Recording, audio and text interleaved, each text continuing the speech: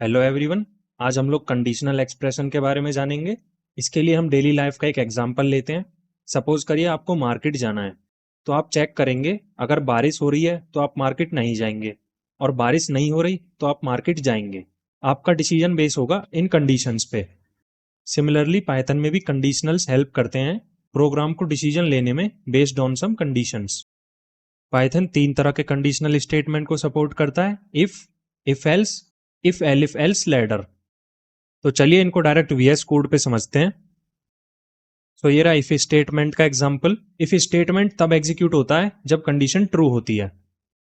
यहाँ पे एज की वैल्यू 18 है। If age is greater than equal to 18, जो कि इस केस में ट्रू है, तो आउटपुट में you are an adult print हो जाएगा।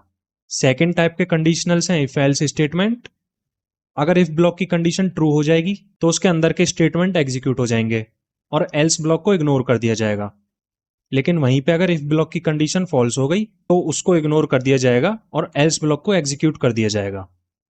यानी कि दोनों में से जिस ब्लॉक की भी कंडीशन सेटिस्फाई होगी, उन दोनों में से कोई एक ब्लॉक एग्जीक्यूट होगा। सो इस केस में एज 16 है जो कि 18 से छोटी है, तो इफ ब्लॉक एग्जीक्यूट नहीं होगा, एल्स ब्लॉक एग्जीक्यूट हो जाएगा। सो आपको आउटपुट में यूआरए माइनर मिल जाएगा। थर्ड टाइप के कंडीशनल स्टेटमेंट है इफ एल्स लैडर। ये यूजफुल होते हैं जब हमको मल्टीपल कंडीशंस सिक्वेंशियली चेक करनी होती हैं। यानी कि ये नहीं तो ये नहीं तो ये, या फिर ये।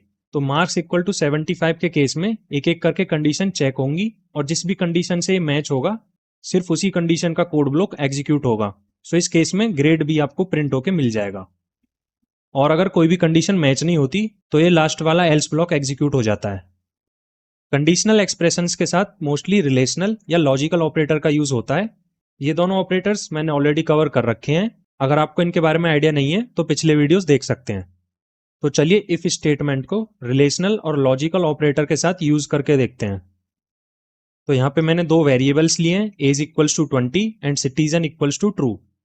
इफ स्टेटमेंट के साथ मैंने एक कंडीशन लगाई है if age is greater than equal to 18 and citizen, जिसकी वैल्यू ट्रू है इस केस में। तो दोनों कंडीशन आपकी ट्रू हैं क्योंकि एज भी 18 से बड़ी है और सिटीजन की वैल्यू ट्रू है।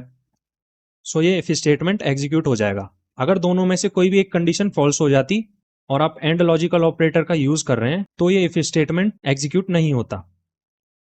Thank you guys for watching this video. अगर वीडियो अच्छी लगी हो तो इसको लाइक कर दीजिए एंड चैनल को सब्सक्राइब कर लीजिए। नेक्स्ट वीडियो में हम लूप्स के बारे में जानेंगे।